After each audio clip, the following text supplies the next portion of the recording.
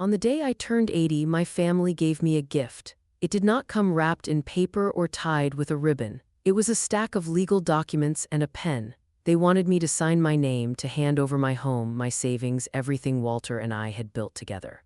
I looked at my only son, Jason, the boy I once held with trembling hands in a hospital room, and I said, "No." The smile vanished from his face. His voice hardened, sharp and cold. He called me confused. He said I did not understand what was best for me, and when I still refused, he raised his hand. The sound of the slap echoed in the quiet study. My cheek burned, but my mind had never been clearer. They thought that strike had broken me. They were wrong, because years ago my husband Walter had planned for this moment. He had always seen the storm before I did, and all I had to do was make one phone call to a number they never even knew existed.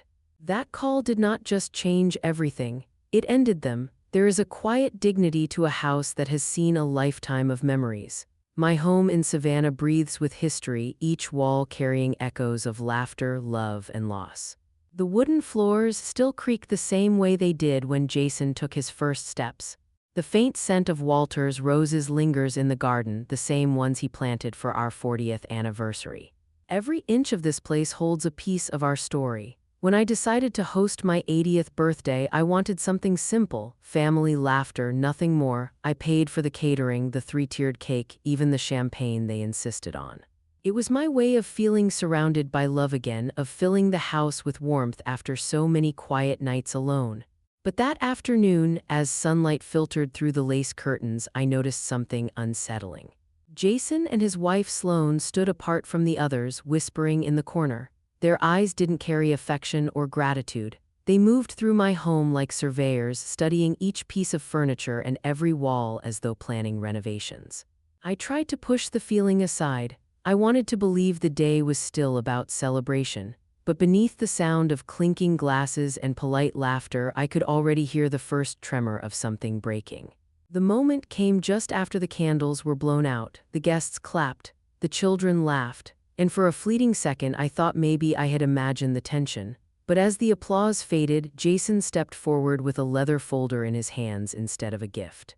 "Mom," he said, smiling too widely, "before things get too late, there's something important we should go over, just a few papers we need you to look at."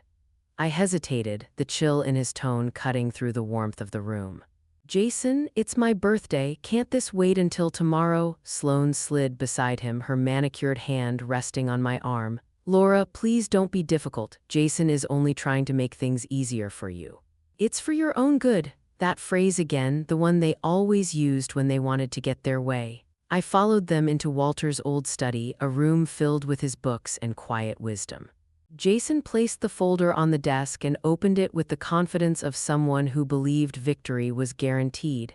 He spoke like a salesman. "This is just a simple power of attorney, Mom. It'll make managing your affairs easier. Take some pressure off you." As he talked, I remembered the first time I let him help, giving him access to my bank account for emergencies. The next week there were photos online of their Caribbean vacation. Another time, Sloane took Walter's watch for safekeeping. I looked at them now and realized none of it had been thoughtless. It had all been leading to this. They weren't helping me, they were finishing what they started. Jason kept talking, his words polished and rehearsed, but I no longer heard them. My eyes were fixed on the stack of papers, the thick legal font, the signature line waiting for my name. I took a slow breath and asked one question. "Does this give you the power to sell the house?" For a moment, the room froze. Then, in a glance shared between Jason and Sloane, I saw the answer. It was only a second, but it told me everything. Jason forced a smile. "Sell the house." "Of course not. It's just to protect you, Mom, to keep everything safe and in the family." "In the family," I repeated softly. "My family, the same family that saw me as a burden to be managed, a vault to be opened." I pushed the folder back across the desk. "No," I said simply and clearly. Jason's face twisted. "Mom, stop being ridiculous. We're not asking you, we're telling you this is what's happening." "You have no right," I replied, keeping my voice steady. Sloane stepped closer, her tone sharp. "We take care of everything for you, you owe us this." "I owe you nothing," I said. Jason's control snapped. He grabbed my arm, pulling me toward the desk. "You're not walking away from me." I looked into his eyes, my son's eyes, and saw only greed. "Take your hand off me, Jason." He didn't. Instead, his hand came up. The slap landed hard, echoing through the study like a gunshot. For a long moment, there was only silence. The room seemed to hold its breath. I did not cry. I did not speak. I simply stared at my son, the sting on my cheek burning into my memory like a brand. Then I turned and walked away. I climbed the stairs slowly, one hand on the banister Walter had built with his own hands. Each step felt heavier than the last, but inside me something solid was forming, a cold, unshakable clarity. In my bedroom mirror, the reflection of an old woman stared back at me. The red mark across her cheek was raw and vivid. But for the first time in years, I didn't see weakness. I saw truth. That mark was a gift, the proof of everything I had ignored for too long. I crossed the hall into Walter's study. His scent still lingered there, cedarwood, old paper, and the faintest trace of tobacco. It had always been his sanctuary. Now it would be mine. I ran my fingers along the carved edges of his heavy oak desk. Beneath the right side, my fingertips found a tiny ridge. I pressed gently, and with a soft click, a hidden drawer slid open. Inside was a single envelope sealed with wax and a small business card resting on top. In Walter's handwriting were the words, "For Laura if they ever turn." My breath caught. Walter had seen this coming, he always did. I broke the seal with steady hands. Inside was a short note and a name, Thomas Catton. Below it, a phrase I recognized instantly, Redwood Protocol. The note ended with one instruction: he will ask for the name of our honeymoon ship. Answer it and he will know it's time. The house was silent when I picked up the phone. My fingers didn't tremble as I dialed the number printed beneath Thomas Catton's name. It rang only once before a calm, steady voice answered. "Catton and Associates. This is Laura Benton," I said quietly. "Walter Benton's widow." There was a pause, then the voice softened. "Mrs. Benton, I've been expecting your call. May I ask for verification? What was the name of the ship you took on your honeymoon?" "The Silver Horizon," I replied. "Very good," he said, his tone shifting into focus. "Then it's time. The Redwood Protocol will activate immediately." He spoke with precision, explaining each step. All discretionary accounts under Jason and Sloane's access would be frozen by morning. Their names would be removed from every authorization list. Control of the Benton Family Trust would transfer entirely to me, managed under his Office for Protection. "You don't need to speak with them again," Mr. Catton said gently. "We'll handle the rest." I closed my eyes, exhaling a breath I didn't know I had been holding. The ache in my chest began to ease. For the first time that night, I felt safe. Walter had seen the storm long before I did, and now the fortress he built was holding strong. The next morning, sunlight streamed through the kitchen window, golden and warm, as if nothing had happened.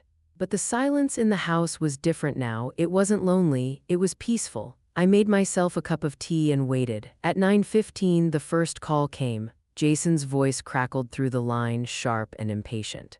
"Mom, something's wrong with the credit card. It was declined at the gas station. Did you forget to pay the bill again?" I took a slow sip of tea before answering. "I don't handle the bills anymore, Jason. You'll need to contact Mr. Thomas Catton. He's managing everything now." There was a stunned pause. "Who?" he demanded. "What are you talking about?" "I've retained legal counsel," I said calmly. "He'll explain." Then I hung up. 2 hours later, my phone buzzed again. This time it was Sloane. Messages poured in one after another, filled with typos and half-finished sentences. Panic in digital form. I didn't respond. I didn't need to.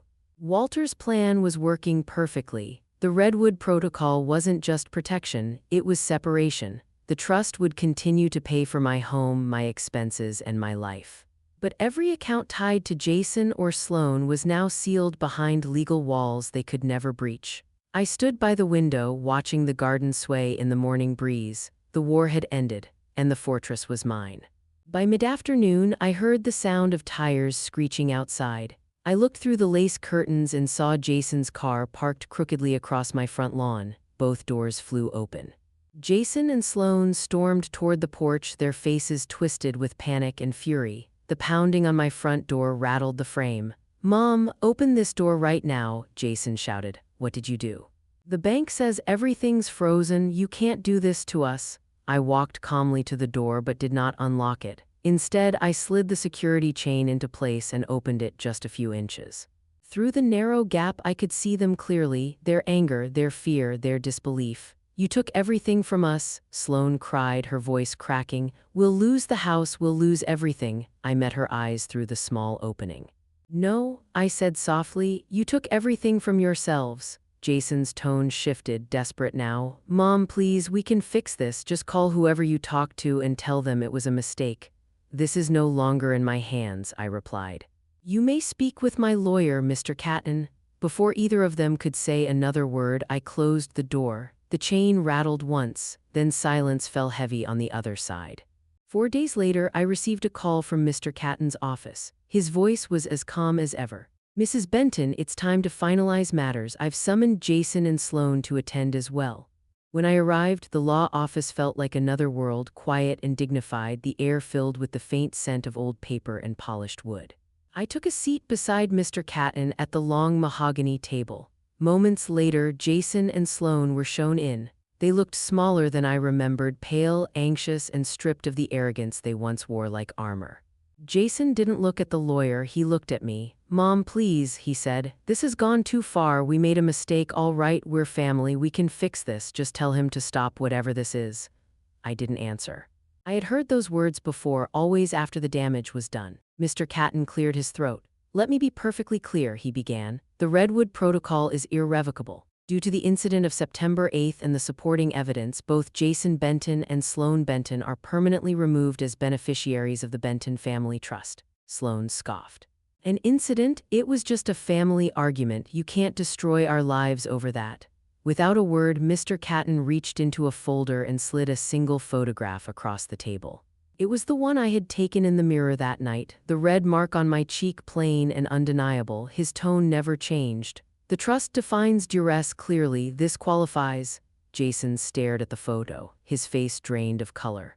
And I saw it then, the moment he realized it was truly over. There was no shouting, no defense left to make, just silence, heavy and final. The weeks that followed passed quietly for me.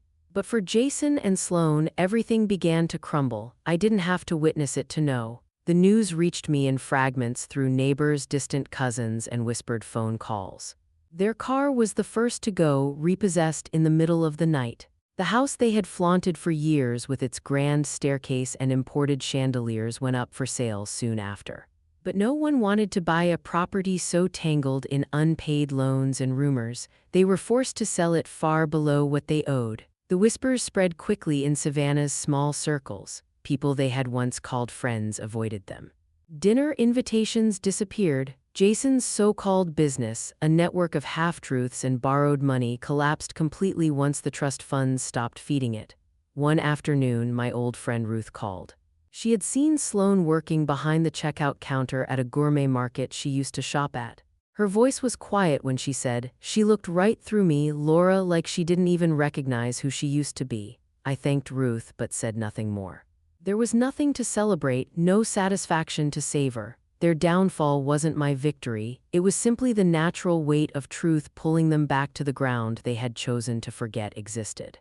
About 6 months later, a letter arrived in my mailbox. The handwriting was shaky but unmistakable. Jason's. For a long moment, I simply stared at it, unsure whether to open it or let it vanish into the trash unread.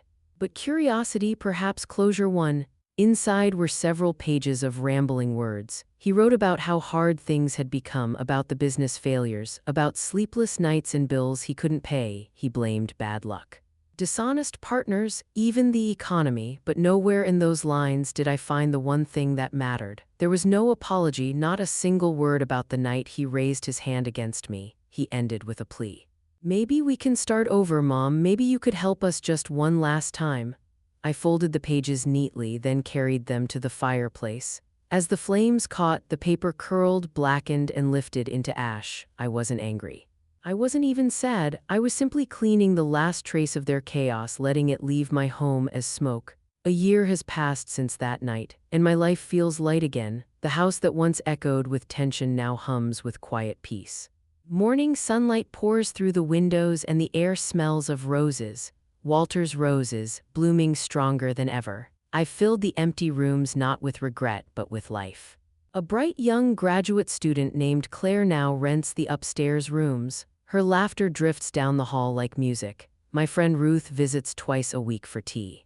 Sometimes we sit on the porch together, watching the neighborhood children play beneath the old oak trees.